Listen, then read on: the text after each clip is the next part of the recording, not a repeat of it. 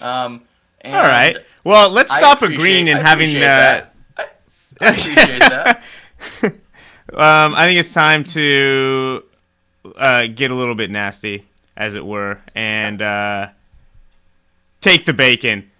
Oh Um, God, Zach is not so here. greasy. He's really the inspiration for this, and the inspiration for this whole segment is just to annoy Zach. But Oh let's yeah. let's just see if we can make this work with each other. You wrote something on HoopSpeak, a site that I guess technically have control of, that said Technically.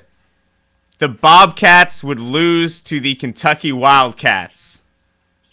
What you talking It's about, the old Ethan? cat battle. It's the old cat battle. I think I want to refine it. I want to refine it at this point and Okay. go.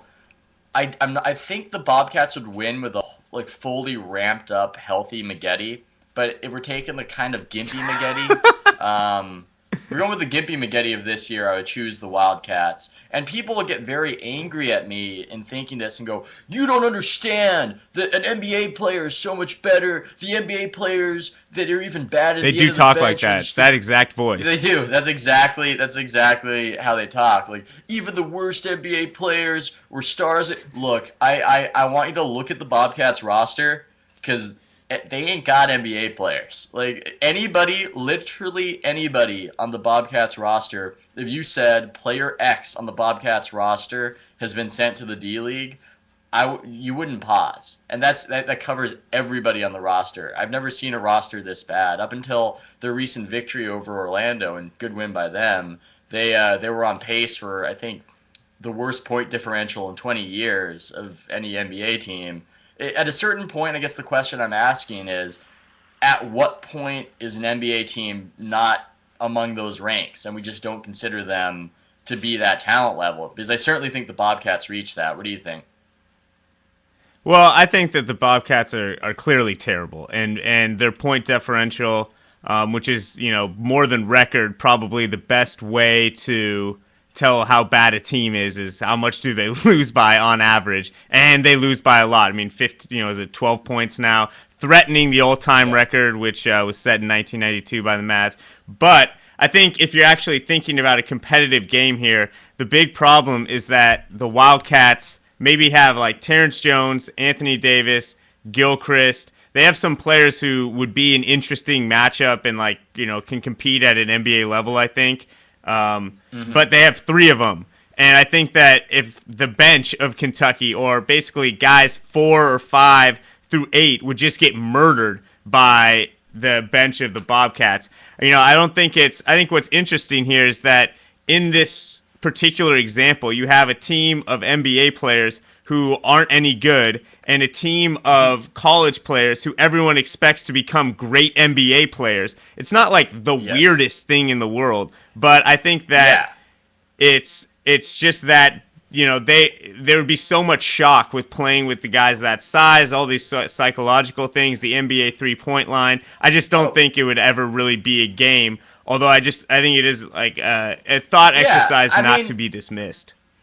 yeah. That's how I feel about it. I'm not entirely confident in predicting this hypothetical scenario that will never happen. I wouldn't be totally shocked if the Bobcats blew them out. I would pick Kentucky. I just think that there's a level of snobbery among NBA fans where it's, oh, you don't understand. To be an NBA player, it's whew, oh my god. And yes, for the top end of the league, but at a certain point it becomes you're dealing with a certain level of replaceability with the bottom half of the Well, league. we know And nobody can replace Anthony Davis in your heart. And we yes, should bring nobody. in our first guest, who is going to be our guest judge on this little debate, Mr. Bruce Arthur. How you doing, man? Pleasure to be here, guys. All If I right, have tell to, Ethan he's crazy so we can move on. see, the thing with this is it's always fun to think about this, and I used to think about this like with the old UNLV teams when they had Larry Johnson, they had Greg Anthony, and had Anderson Hunt, and they had Stacey Augmon.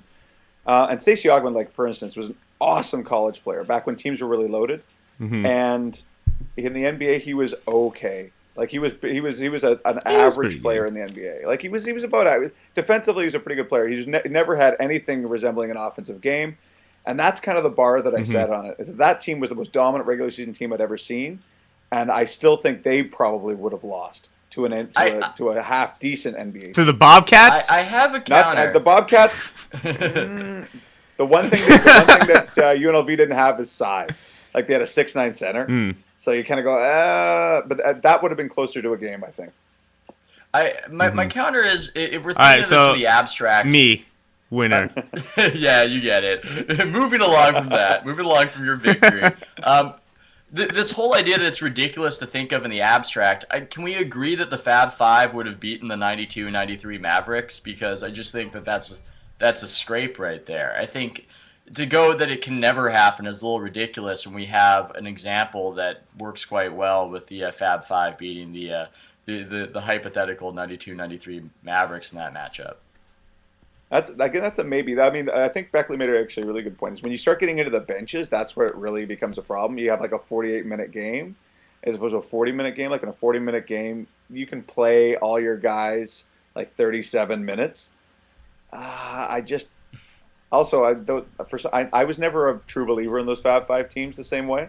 I don't know why. I hated Jalen Rose's game, and I told him that when he got to the NBA that I hated the way he played in college. Did he take that well? No, Jalen was always very, very gentlemanly about that kind of thing. Yeah. Well, I wish that we could do some sort of 2K simulation of it, and it's sad that we can never get these questions answered.